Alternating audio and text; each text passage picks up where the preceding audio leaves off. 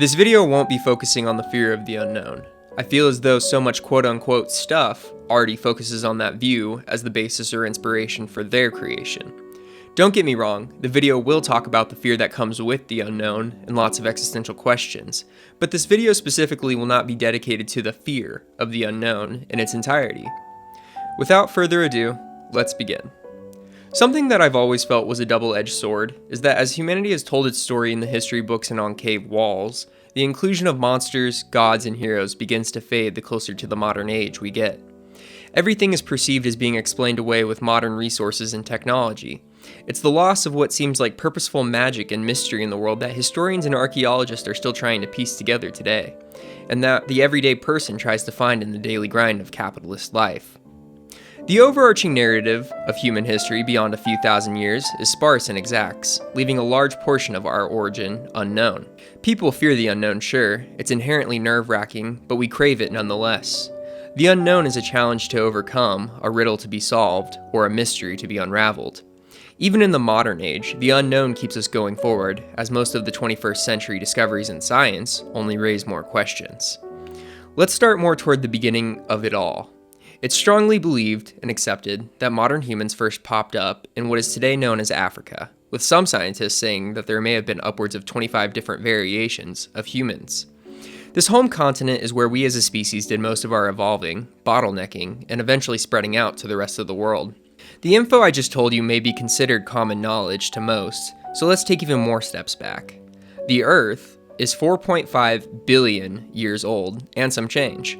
Rocks, funny as it is, are 3.8 billion years old, as before that it was all liquid magma, which will make this next part really interesting. Once Earth had rocks, water, not as we know it, was soon to follow, as the hydrogen and oxygen began teaming up in the atmosphere. The Earth, at this point, was presumably just a big ball of acid water, with moving tectonic plates underneath, shifting against each other, eventually forming continents, but that's way later.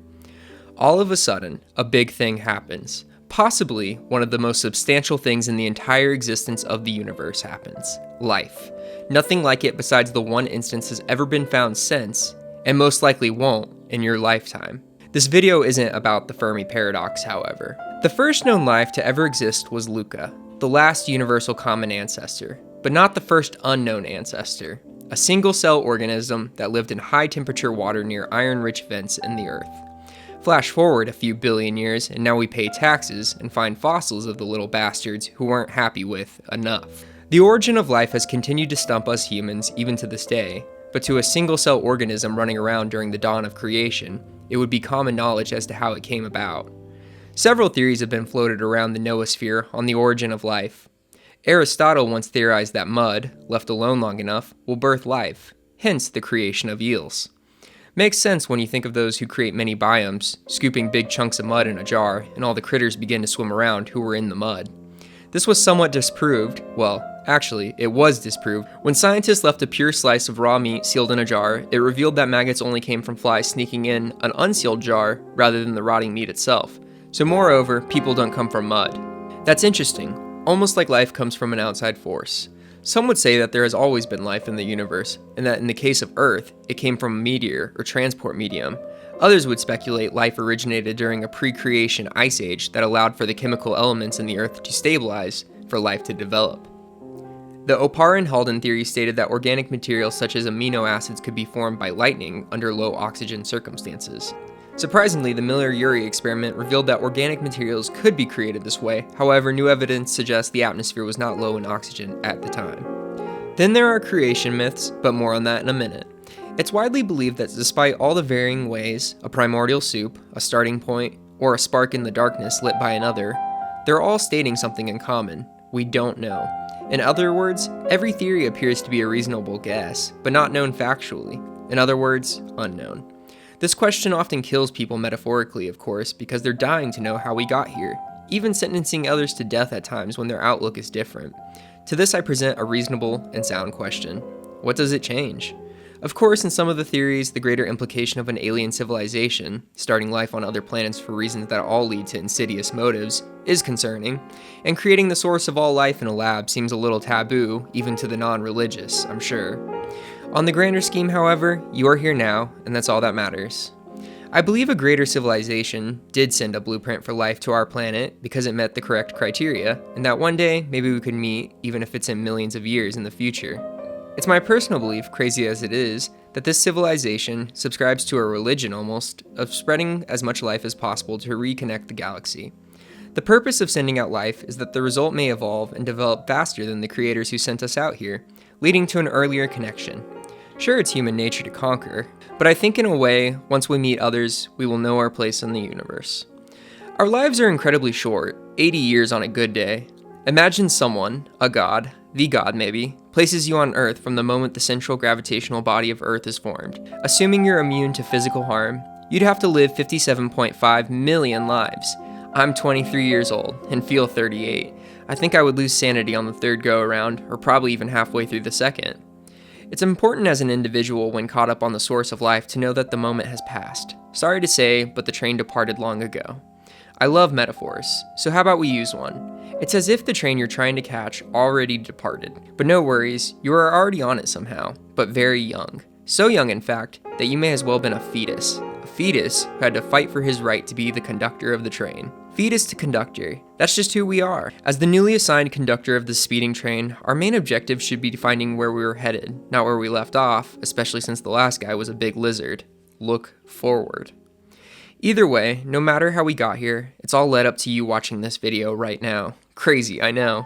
Another big unknown is God or gods. God cannot be inferred as real or not real, known or unknown. Gods in older stories are often present as metaphors for nations, leaders, or events. Greeks, Romans, Egyptians, and pretty much any major empire with a few hundred years of longevity are known to do this. It's comforting in the unknown purpose or pattern of the universe to think an all-powerful pantheon is looking over you. I believe the source of the universe could be anything. A god is just as reasonable as a god particle. Taking an even more grandiose approach to the unknowns of the universe, we look at, well, the origin of everything. Earth formed over 10 to 20 million years, 4.8 billion years ago, but what happened before then? Some scientists commonly speculate the Big Bang was the start of everything. The Big Bang, simplified, described a theory of how the universe expanded from a highly dense point outward to what we know today. This theory is supported by discoveries made by the Hubble telescope and the distance between celestial bodies over time. Additionally, the Big Bang is supported by cosmic background microwave radiation and the presence thereof in the universe. When we begin to break down the fundamentals of the universe on a scientific level, the unknown rears its head once again in superpositions. We are made of cells. This has been established. Those cells are comprised of DNA and RNA. DNA and RNA are composed of atoms. Atoms are made of electrons, protons, and neutrons. Electrons are a base particle having a charge of -1. Protons and neutrons are made of particles called quarks. There are roughly 6 quark subatomic particles that we are aware of. There are also neutrinos, which are where electrons fall into, often having little mass. From here on, things get even more quantum with bosons. Bosons include photons, gluons, W bosons, and Z bosons. Photons are a particle quantumly represented as light or other electromagnetic radiation. Gluons are the exchange particle for quarks, holding it all together. Z and W bosons are just there, doing their thing, decaying into quarks, except for the top quark. That's its name, one of the 6 I mentioned earlier. Finally, we arrive at the Higgs boson, a one-time theoretical, now highly believed in particle that is believed to be responsible for the Higgs boson field. The Higgs boson field is thought to be responsible for giving quarks and other particles like protons mass. This is believed to be the smallest form of anything ever, except you may have heard of a little thing called string theory. String theory states that the universe is comprised of infinitesimally small one-dimensional strings. These strings would make up quarks and electrons. However, due to the constraints and the practicality of testing this theory, no suitable experiments have been discovered. My point in giving you a breakdown of physics and the origin of life is to give weight to what I have to say next. The monsters, gods, and heroes from legends are still around today. You just have to know where to look. Take black holes, for example. A black hole is a condensed singularity, and there are 2 types. The first is a primordial black hole. Sounds super metal, I know, and they are. The violent nature of the Big Bang created these dragons not long after everything took off. Research shows that any matter that becomes entangled in the event horizon, the point at which nothing can become free, not even light, is no longer in our universe. It's assumed that anything pulled into a black hole is destroyed, including matter according to quantum mechanics. There are roughly 100 million black holes in our galaxy alone, and recently, NASA found one destroying a 375 million year old star. The other type of black hole is a celestial. These are formed from the dying stars. We know a lot about everything and know nothing about anything. The first black hole was only found 60 years ago, and before that, they were thought to only be theoretical. The unknown in the world, not just our universe, outweighs the known 1,000,000 to 1. It's as if we hit a button on a control panel in our train, only for a new control panel to come up from the floor, puzzling us, the conductor, even more. But hey, new buttons to explore. Black holes will never pose a threat to Earth in our species' lifetime, but do represent a question that will never have an answer. In a more literal sense, when we're exploring the stars, maybe, just maybe, the areas with black holes will have a little caricature saying, "Here be monsters." However, interstellar travel will never be possible in your lifetime. I'm sorry to say, but it's true. My main factor when considering the possibility of interstellar travel all comes down to the three-body problem, and distance, but that's less exciting. To summarize the three-body problem, it's an implication of chaos theory, if you like Jurassic Park. When there are two planetary objects in a closed system, which don't exist, everything, even you and me, possess gravitational pull, then the orbit and location of the planets are quite easy to predict, once certain information is known. It's the introduction of the third body, or a planet, that begins to mess things up. The influence that planets possess on each other presents many factors. When ran in simulations, a third body given even a decimal change in a factor varied drastically in results. In short, this means we can never really predict where a planet will be, and that's important when you want to go there. The magic of the universe and the great unknown will be a constant no matter how much we unravel and solve. The unknown potential you hold, what happens after you die, are there aliens, will there be a cure for cancer? All unknowns in the modern age could be translated into legends of now. That cure could be our fountain of youth. That unknown form we take when we die, is it rebirth? Do the lights just go out? Are we rewarded for our good deeds and damned for our bad? These are questions given an infinite amount of time will most likely never yield a definitive answer. Learning to accept that sometimes this is the end of the road in terms of understanding is easier on the psyche than trying to find the truth. Try and pick from the options of understanding. Do you choose to believe in a God? And if so, how do we proceed? Sure, black holes do go against the fundamental understanding of matter, but we'll never see them, so why not just think about where they might go? A lot of these larger questions plague my mind and are a reliable source for anxiety. It's always so easy to be in a complete polarized state of either the universe is too vast or the life we live is too limited. To find some kind of comfort in the obscurity that is our existence, a sweet spot is needed. There is still magic, but it's not commonplace and never was, and the universe could swallow you up, destroying your soul in the process, leaving your fate unknown. The world still has mystery, your life has more inherent value than a rock. Keep solving questions, but more importantly, keep looking for more. If you enjoyed this video, giving a brief description of everything, ever, hit that subscribe button. I'm trying to get these out every week and doing a pretty decent job of doing so.